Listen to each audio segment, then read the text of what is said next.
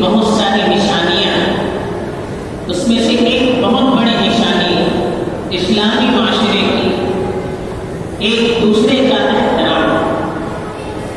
شریعت میں اس کا بہت بڑا لحاظ رکھا گیا ہے، صرف انسانوں کا نہیں، بہت ساری ایسی چیزیں ہیں جس کے احترام کی خود قرآن مجید میں تاکید کی گئی۔ سب سے بڑی چیز تو اللہ کا احترام، اللہ کی شان میں گستاخی کرنے سے، اللہ کی شان کے خلاف کام کرنے سے انسان کو بچنا، یہ بہت بڑا اللہ کا حق ہے۔ کافروں کے بارے میں فرمایا وما قدر اللہ حق قدرہ، انہوں نے تو اللہ کی صحیح طور پر تعظیم نہیں کی، صحیح طور پر اللہ کا احترام نہیں کیا۔ اللہ کے رسول صلی اللہ علیہ وسلم کے احترام کے لیے قرآن مجید میں بڑی تاکید کے الفاظ استعمال کیے گئے۔ یہاں تک کہا گیا لا ترفعوا اصواتکم فوق صوت النبی، نبی کی آواز سے بلند اپنی آواز مت کیجیے۔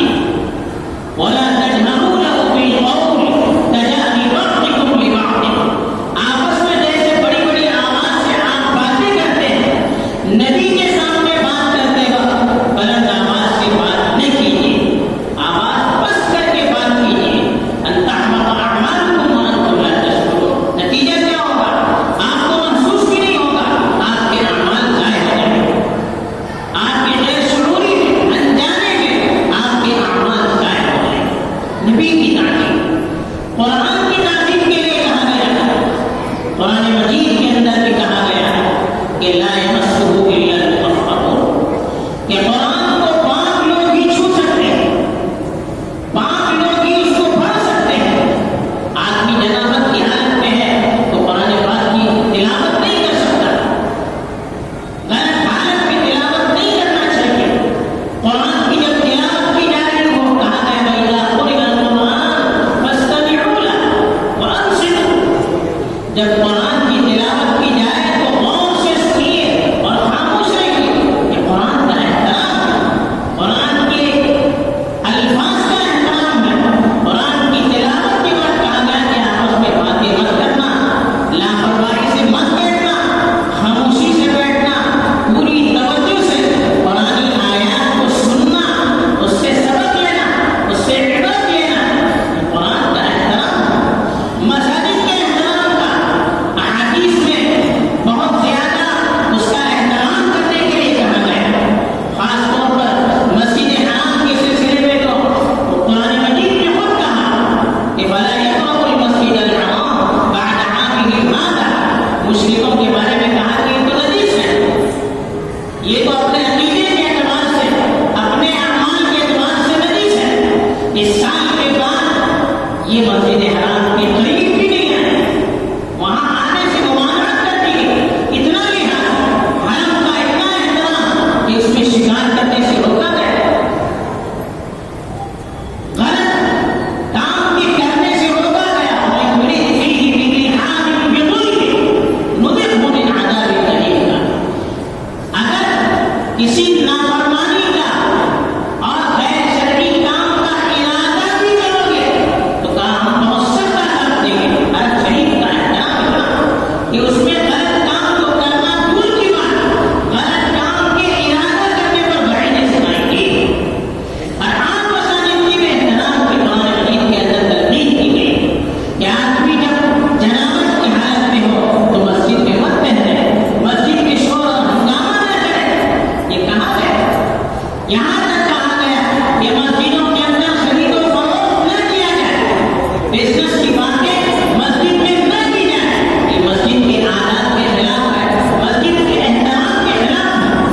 تو ہر طرف سے شریعت میں ہر چیز کے احترام کی تلقین کی گئی ہے، لیکن احترام کی جو چیزیں ہوتی ہیں اس کا انداز ہوتا ہے، اس کا طریقہ جو ہوتا ہے الگ الگ۔ قرآن کے احترام کا اپنا الگ طریقہ ہے، مسجد کے احترام کا اپنا الگ طریقہ ہے۔ ایسے ہی جو احترام کی چیزیں بیان کی گئی ہے ان میں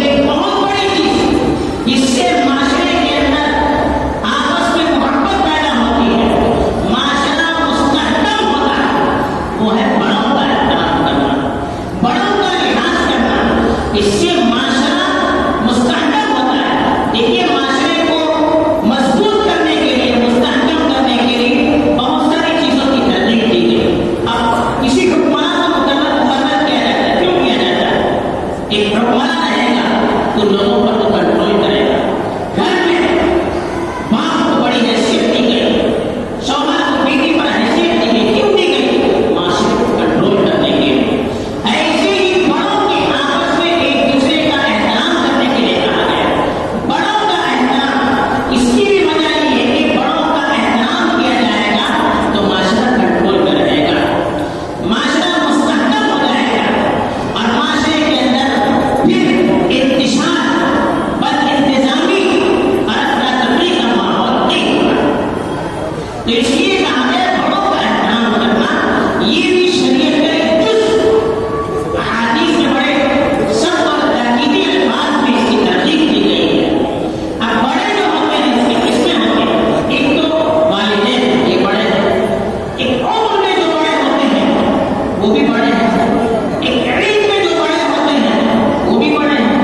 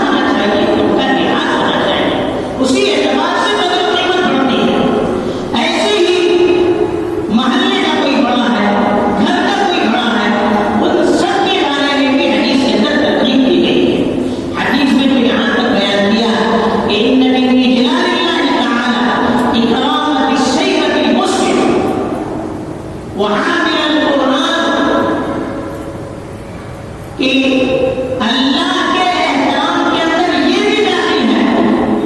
کیا کہا گیا؟ دیکھیے اللہ کے احترام کا جز یہ بھی ہے کہ ایک بوڑھا جو ہے بوڑھے مسلمان کا احترام کیا جائے.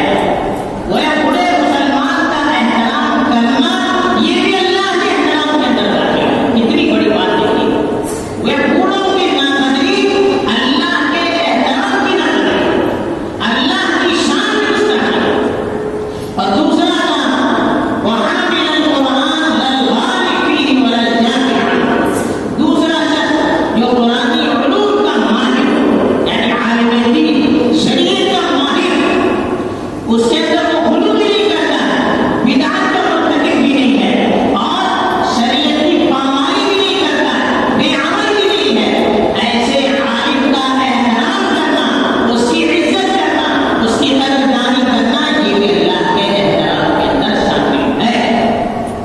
اور تیسری چیز بتائی ضبط السلطان المقسط، تاکہ عادل بادشاہ، عادل حکمران، ایسا حکمران جو عدالت سے کام لیتا ہو، انصاف سے کام لیتا ہو، اس کا احترام کرنا یہ بھی اللہ کے احترام کے اندر داخل ہے.